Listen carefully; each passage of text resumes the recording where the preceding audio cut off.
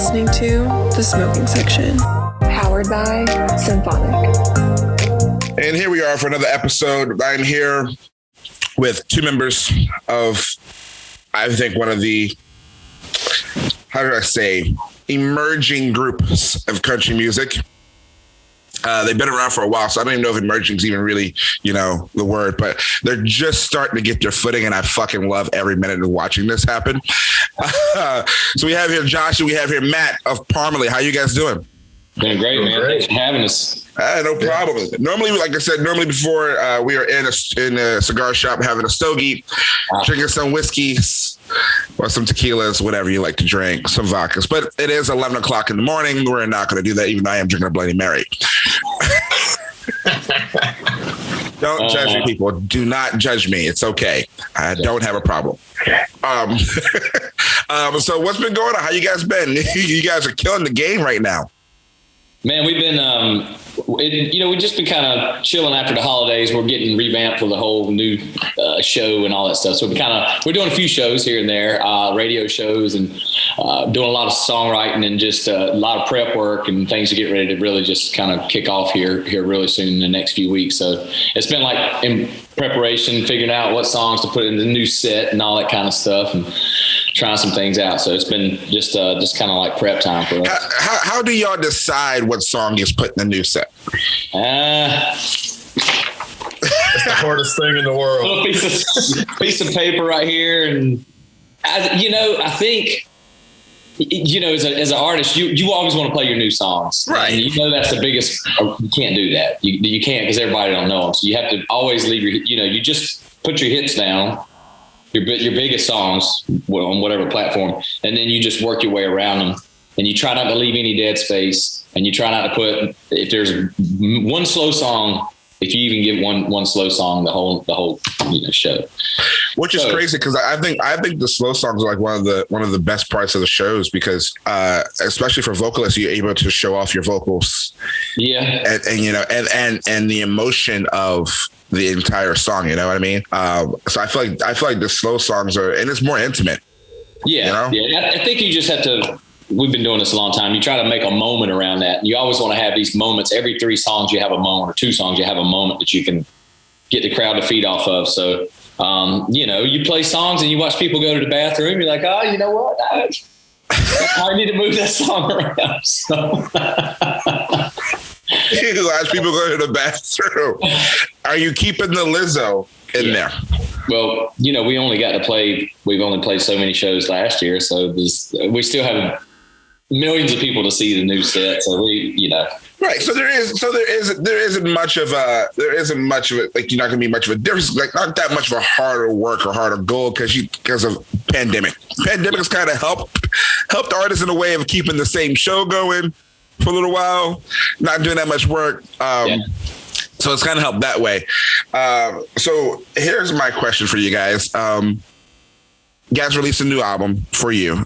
Was there any like battle royals, Royal Rumbles matches on like songs can put on this album between you guys where just like, I really like, I'm curious. I've asked Old Dominion this, and I'm really curious on how different groups pick their songs for an album, because you get in a room, you have a lot of, I don't want to say egos, but there's a lot of egos in the room. And everyone wants what's best for the group. So how does it come down to where you picking the final picks for set lists, final picks for, the albums and things like that with you guys? Putting pen to paper, right, Josh? Then we make a list. Everybody's like, okay, here's the songs. Everybody goes. We'll group them together. If we got a bunch of songs that are the similar song, we pick the best one like that, and then try to just weed through them like that. A lot of listening. So is that a lot of tequila listening too? Always. Start sounding a whole lot better. Trust me, it's a lot better. Oh, this is Grammy nominated. Smoke a little bit, it really sounds good. That's when you start doing like, all right. This is sounding really good. We're on to something here. Oh, it sounds so good, man. And they'll call you sometimes, man, I'm listening to this. And like, all right, man, let's just recheck in tomorrow when everybody's clear brain,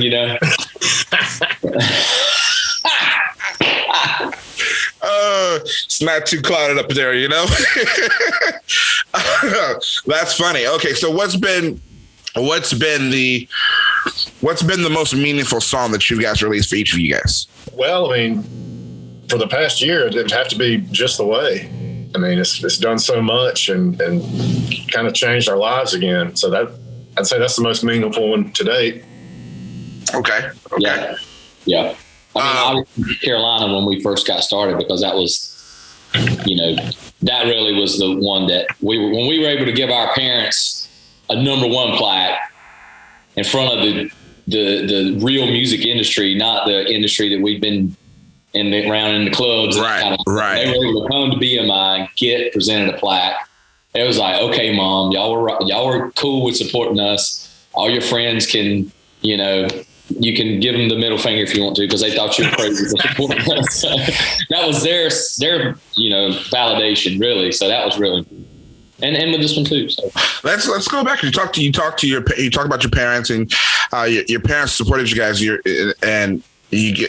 Matt, I know you were in a group with your brother and your dad before he retired. So how influential has your parents and family still been for you when you guys are creating music? Or like, has that been your motivation? Is that your inspiration for, some of these lyrics that may come up in these in recording sessions?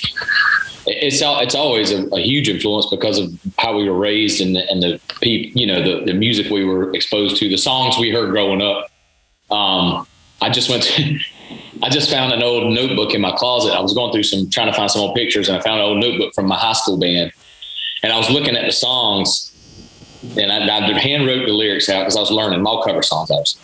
And I was going through some of these songs, and I was like, okay, wow, these are some really old songs, but this is what my dad was listening to and the songs that he kind of exposed us to. So all that stuff is still there. Josh, you obviously same story. Grew up playing with my dad, and everything you know about music, you've learned from your dad. And I thought everybody was like that. Yeah. No, I learned from my uncle, and I learned from my mom. I was raised in the R&B stuff and the gospel, and I didn't hear country music until I was like 15 years old. So it's like, what the hell, man? What the hell is country music? Dude, I was the same. My dad was like, it was a lot of R&B from where I'm from, and beach soul music. Yeah, I didn't really listen to country music, and my dad started playing Travis Tritt, and I was like, dude, this kind of sounds cool. It's that Southern soul kind of stuff. Yeah, so that's really how I got introduced to it. Mine was Live Like You Were Dying. Yeah, and then when I heard that, it was like, oh, this is a really good fucking song. And then I didn't realize, like, it's one of those songs, like, you don't realize the meaning of the song until later on in life. You're like, that's what it was. You call it the Fu Manchu song, right? Yeah, exactly. Craig Wiseman coming in for the win right there. Unreal. Like, oh shit. Yeah. And being in this industry, like, I've met Craig, I've interviewed Tim Nichols. So it's like those guys writing this, like it's been a full circle. What have you guys had a full circle moment in this industry where you're like, oh shit, I remember when, Josh, you remember anything? I mean, it's hard. There's been so many mind-blowing instances since we've come to Nashville. It's hard to pinpoint one.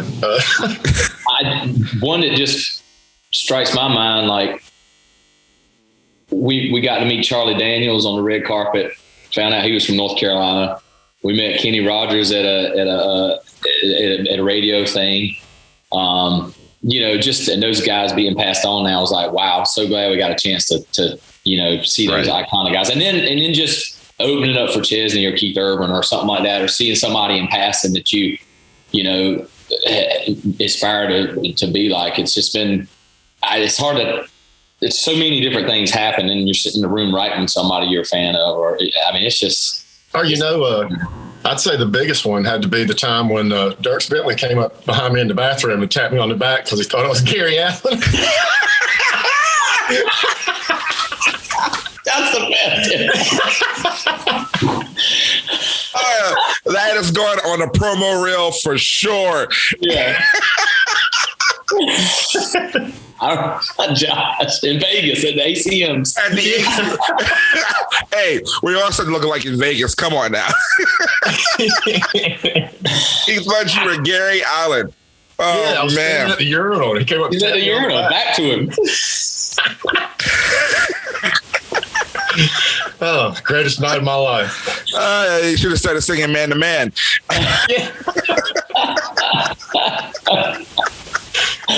Oh, man. You should have did. That's fucking hilarious.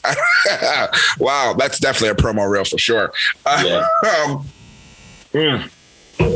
So what's as a group? Because you guys are family. You guys, you've been each other's backbones for all these years and in these years. What's been the hardest thing you guys have gone through together and had to overcome together? Well, I mean, obviously when Scott got shot, that whole thing was horrible. As a one instance, I don't know if your listeners know about that story, but they can read about it. Some guys tried to rob us one night after a little club show and came in our RV, wanting cash, and ended up getting in a gunfight with Scott on the RV, and he was shot 3 times and had a 5% chance of living, almost died. But he did take care of both the guys. One of them's in prison, the other one's gone. So he defending me. I was in there with him. Long, just crazy story. And, but that was hell, that was one thing. I think, being in a band together for as long as we have been, just sticking together has been the ultimate, the hardest thing to overcome, or just, getting to Nashville and having some success and keep on keeping, spirits up to keep grinding. And I don't know, we're in the process of writing a book right now. So, about, just all the stuff we've been through that nobody ever knows about, from the time we grew up to just a little, almost having something happen and then the bottom pulling out from you, just crazy story. Man. Have you guys thought about a title for the book? Yeah, we have it. We have it actually. I don't know. Are you allowed to tell me the title? Well, I talked about it, but I'll text it to you. Okay. Okay. I don't want to say it right now. Yeah. I don't want somebody else to take it, and then they try to write this thing. Yeah. Yeah. We just started it, and I just wrote out the big moments, and it's more going to be of hopefully it's something to inspire people to push through and try to keep, overcome your adversity and perseverance and that kind of stuff. A little inspirational kind of thing. Cause, it's obviously after, you've been in a band with your best friends for, 8 years or something. And then your drummer gets shot after a club and he almost dies, and you still don't have a record deal. You're broke as anything, and you don't have anything, So now what kept you guys going after that? Because at that point, at this point, something I know there's a lot of people that aren't artists, and something happens to them like that, then they're like, fuck it, I'm giving up. Like, this is not worth my life. This, so what kept you guys going from that point forward? Well, just in that particular instance, before I answer this question, we always try to find the one positive thing in anything. Somebody was, if an A&R guy would come to the show, we would, be all about this. This guy's coming. Let's look at that. If he tell us no, then we would say, well, what would you do with us? And we would follow that advice. Something positive, always keep it going. So we actually had a production deal in the works in Nashville after right when Scott got shot. We were working on getting back out to Nashville. We started working with New Voice. Mm-hmm. It was Jason Aldean's band and our current manager, David Fanning, on producing. We had recorded Carolina and Must Have Had a Good Time, and we had it. We were going to go shop deals. Right. That's what we had in our pocket that we had never had before. So that was our big inspiration to get back out to Nashville. Was our inspiration. We had to get back to Nashville. We had to get that record deal. Scott, you're going to get better. Let's get you out of this damn hospital. We're going to do 2 times physical therapy. We're going to stay on guard all day because there's other guys were in the hospital. Mm-hmm. It was like, just a constant 40 days of hell. But we had to get to Nashville, and that was the focus. And we had to go get that record deal, and we did it. We did it. He got shot September 22nd 2010, and we came back in February 2011 and did a showcase for Benny Brown and Broken Bow and sealed the deal. So ain't that some shit? That's yeah. Ain't that some shit? If that's not if that ain't inspiration, I don't know what the hell is. Yeah, to keep going, the motivation to keep going, because you get discouraged, especially in this industry. You get discouraged by even little things. So even excuse me, for things that are outside in real life, not saying the industry isn't real life, but with shit that is like real life circumstances that you think that it's just movie style shit. It's like, what the hell? And to keep going, I am literally in awe of the perseverance and shit that you guys have with that. Well, wait, when you read the book and you hear the story of even how all that happened up to the point of even coming out here to get a production deal, it'll blow your mind. Just the things that happened to I don't know. It's crazy that all the things that took place and what. It's crazy. So yeah, anyway, I'm looking forward to putting that down on paper and having everybody just kind of read like. It's funny too, because like Matt's saying, we're just now in the beginning stages of writing this book. We have done so much and been so busy that as we're going back and telling these stories, there's so many of them I've forgotten about just because we've stayed so busy trying to do this. Yeah, no, and that's kind of how it is with life. Because I jokingly say about how people ask me, how many people have you interviewed or who have you interviewed on your podcast? And I'll go back and be like, I have no idea who the hell I couldn't tell you. I have to sit and legitimately think about, I wouldn't say who I have to interview, but what was said at interviews. And I've had people come up to me and say, oh, you did this. I'm like, I don't remember. I don't remember that at all, but it happens a lot. It happens a lot. Like, I don't remember that at all, but okay. And so but it'll make me go back and re-listen to things. Just, when you edit or when you do things, you do things in process and motions, you're like, you go through the motions, you get over with, but then all of a sudden you're like, oh, all right, I'm done with that. Next thing, on to the next thing. And I think that's kind of how life is especially when you're working towards your goals and things. It's like, okay, we accomplished this one thing. Let's just move forward to the next thing and just keep going until we get to where we really want to go. You forget the small steps when you're wanting the big steps. You forget the small steps you take in stride.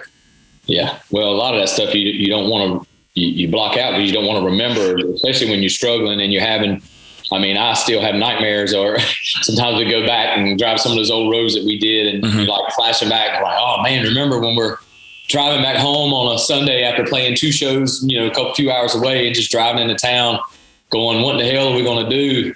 We made, a couple $100 this weekend, but nobody gets paid anything because the band gets all that. Like, what's the next move? Right. We have a song. Who are we going to, and you just, you're just in despair all the time, and you're just trying to find one ray of hope to kind of work towards. And I think that's the only thing you can do sometimes. It's like, okay, let's go after this. This seems like a positive, thing that can make a difference. Did you guys have to go through? Did you guys go through therapy? After all that happened, or was it was the natural therapy that I call being functioning alcoholics as we always are? Oh yeah, well that's It works. No, I'll tell you a funny story. This is one that's got to go in the book. And we saw a therapist, and the first time my brother and I went in, they said, you guys need to go see therapists. And then we talked to the guy, and it was really, really cool. And he was like, just told us some things like, you guys are going to be, you're used to, your world was just this. You let everybody in, come on in. We were like that part. Yeah, come on, we love everybody. And then, he's like, you're going to get shut off in your mind because you got to close that circle because of what happened to you. Mm-hmm. And then he said, and I got to be honest. He's like, I just came out of the closet. Me and Scott were like, oh, okay, where's this going? He said, yeah, I'm a closet bass player myself.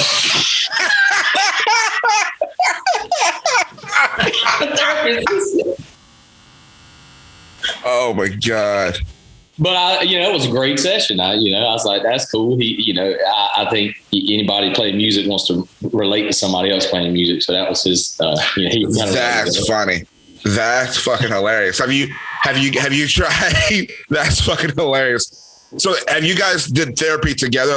Because I know, you go through, I've heard through rock bands had to go through marriage counseling to get over egos and make decisions like that. But like, how do you guys settle disputes as far as, I don't want to do that, or I don't want that song on there. Like, how do you guys settle disputes? Josh being the only guy that's not family, I guess he can answer that. Well, luckily there's not a lot.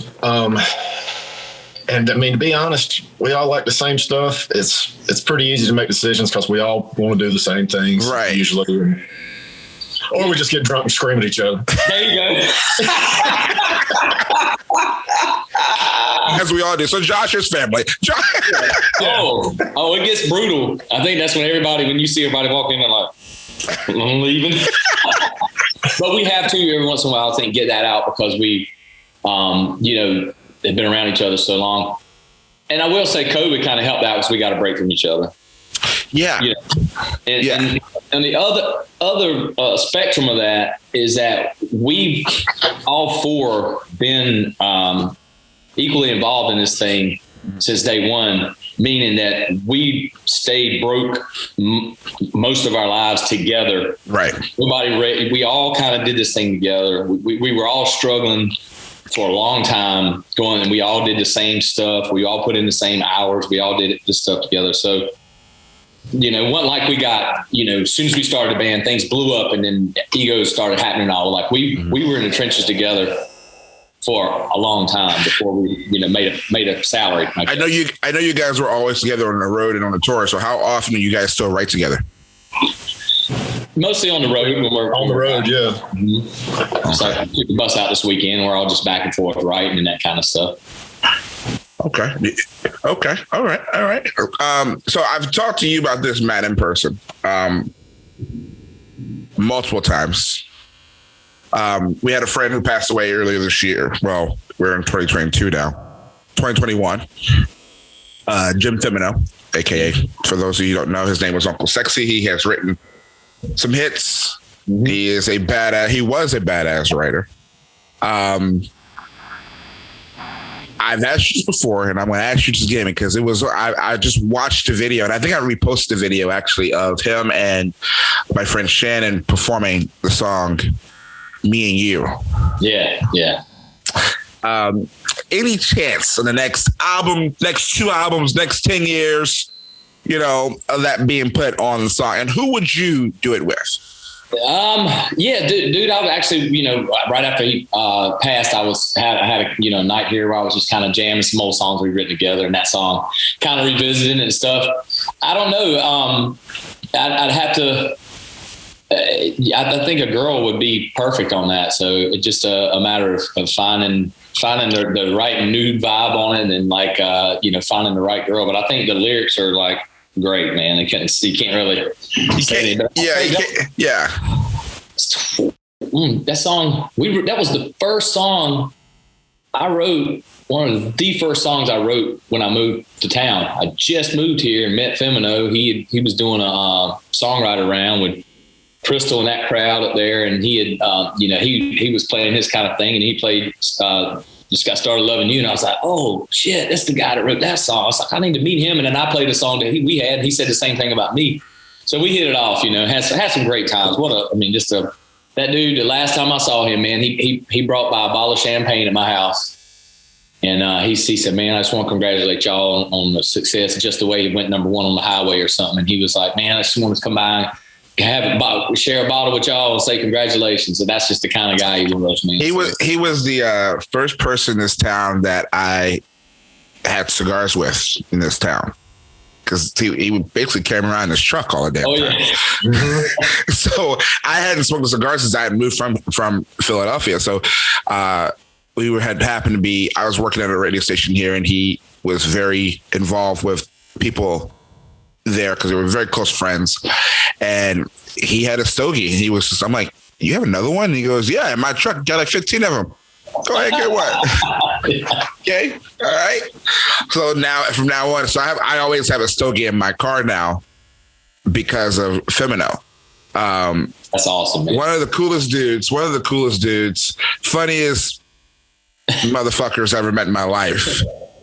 to get up there and be, over the age of 50 and be calling yourself Uncle Sexy is fucking hilarious to me. Oh yeah, we got some funny stories. I can't tell them here. Can't tell all the stories that I have with Jim Femino, but yeah, maybe Elaine Wilson could be on that song. Yeah. Oh, that'd be cool. Tough on it, yeah. That would be. Ooh, maybe I should be an A&R. Yes, sir. Maybe I should be an A&R. I love it. That's fucking great. So how many no's did you guys get before you signed with Benny Brown and BBR back in the day? All of them. And rightfully so. We weren't prepared in a lot of ways. We were just stumbling around trying to figure out what our sound was. We got shuffled in a couple different directions by producers that didn't quite understand what we were doing, trying to chase what was happening, but also great experiences that whipped us into being the band we are. But just so many, 4 or 5 different times the labels were, we're going to get a deal or somebody's coming to the show. And, we just, nothing ever panned out, and even when we got the production deal, we go out and do a show and Scott gets shot. I was like, what the hell? Like, what? But it's like, damn, two steps forward, 3 steps back.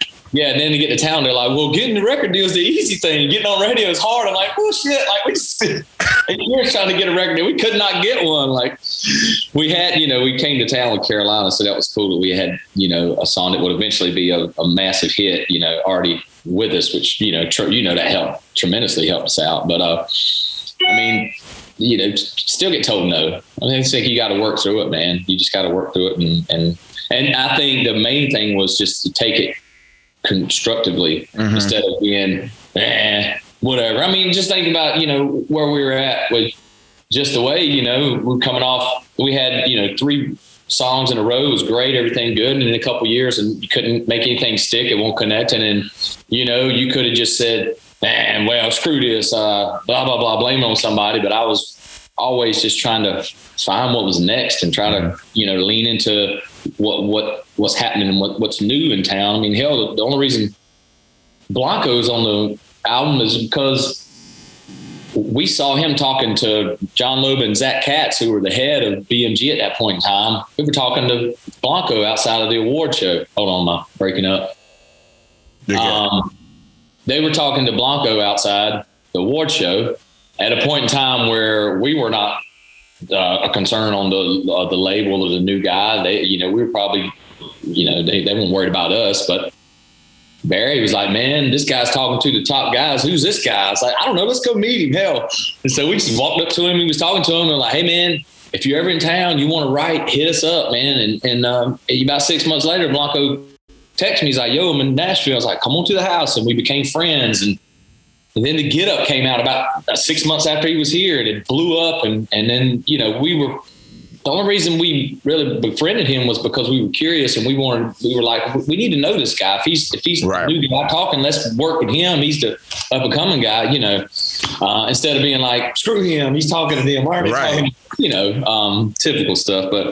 And then, Fanning said, why don't you get Blanco on this song? And so, that text was, we'd been friends before all this stuff. So he was like, yeah, let's do it. So, that's how collaborations are normally made. Is most of them are friends. Some of them you don't even get in the same studio and you just record, which is right. Okay. That happens. So which I don't get that, but okay. But we did. I mean, with Fitz on our greatest hits on our album, we had a feature with Fitz, but COVID was going on. Nobody out, especially right. there, no labels ever do anything. So it was really cool to. We had the track laid out and it was like, get him on. I was like, I'm a fan, let's go. And then we became friends after that. So that's really cool. That's crazy. Yeah, I think Kenny did that with Pink. I think him and Pink weren't even in the same studio, even in the same town where they recorded. I think the same thing with Keith and Pink as well. It's kind of crazy how often that happens, where, it's mainly labels that put people together in a way, or publicists or whatever, you know what I mean? Well, we were just songwriter friends, just trying to figure out. Yeah, and that's so it's phenomenal that happened, and I'm glad it happened because that was a banger. That was a banger. I'll say it. It's a banger. So Josh, I'm gonna ask you this because I know Matt's not married. Matt's not married at all. I'm gonna get some water on that one. Go ahead, yeah. Josh, how's the married life, man? How's it hanging? How's everything going over there with the wife? Oh, it's good. It's that is the one thing I could say has been positive about the whole COVID situation was getting to take a break from the road, and me and her actually getting to go and do some stuff on the weekends because I've been gone every weekend for the past 15 years. Right. So that was my question is like how strenuous has it been being on the road and being on tour? Because how often does she be able to get on the road with you guys? Not often at all, actually. We usually try to plan, maybe one vacation a year. And, but no, she's been in this since just as long as we have. We've been together the whole time. So she's been in the whole progression of this thing and watched it grow and put up with a lot. She knew what she was getting into. Right. She knew what she was getting into. She married you. It's definitely a different lifestyle and a different type of relationship, but no, we're good. That's good. So I'm gonna wrap this up here soon for you guys, but because I don't want to keep you too much of your time. Who, if you had to do a duet with anyone, any band, who would it be? Doja Cat.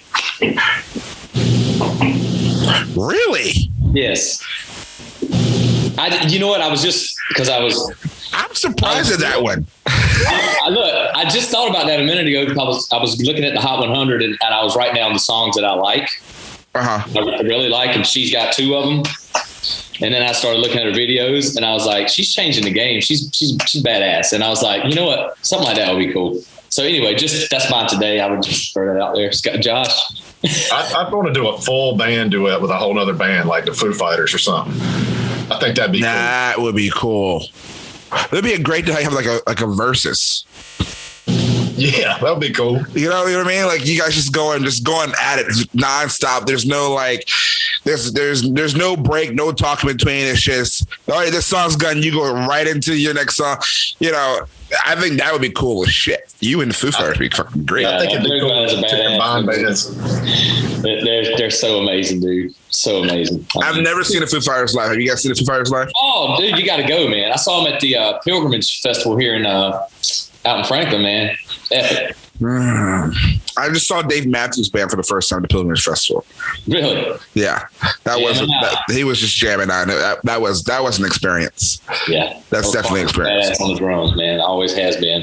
They changed the game back in the day, that sound and stuff. And now you listen to it, all the music now is so like, it's like four chords and everything is so structured and perfect. And then you go back and listen to some old Dave Matthews and they're throwing in these chords and these progressions. It's like, wow, it is some interesting stuff, man. And next question is, if you can open for any artist, who would it be? Dead or alive? Dead or alive? Allman Brothers. Ooh, that's a good one. That's a good one. Because and with Dwayne in it too. I mean, yeah, I love Derek too, but I mean, like that would be just because I don't want to watch him play. Who you got, Josh? I'd have to go with one of my favorites, like Stevie Ray Vaughan. Ooh, yeah. But you definitely want to open for him because you wouldn't want to go on after him. You wouldn't want to go after him at all. No, you don't want to go after him. Yeah. Dude, we're guitar nerds, man. We grew up guitar nerds, so all the guitar music is like just, any of it, really. Just I love it all, man. I'm a YouTube fan now. I'll go down the rabbit hole, watch all these performances and players and stuff from even back in the day. It's been fun. Me too. That is crazy. Well, this has been fucking phenomenal. I love you guys to death. You guys literally, I didn't know, I knew about the shooting story, but I wasn't in detail about it. And the amount of respect that I have for you guys on just pushing after all these years and continue to go and continue to grow. Words can't express it. And I thank you for taking your time out of your busy Wednesday. Well, thank you, man. Thank you for having us. I can't wait to see you in person over a cocktail here sometime soon. We can make that happen. We'll text it out. We can make that happen. And we'll have some stogies too. And Jim Femino's memory. That's right. That'd be good, man. Yep. All right, it's been another episode of Smoking Section Podcast with the ones, the onlys. I don't know if that's even proper grammar, but I'm going to say it anyway. Parmalee. I love you just the way you got me. I'm sorry. You're listening to The Smoking Section, powered by Symphonic.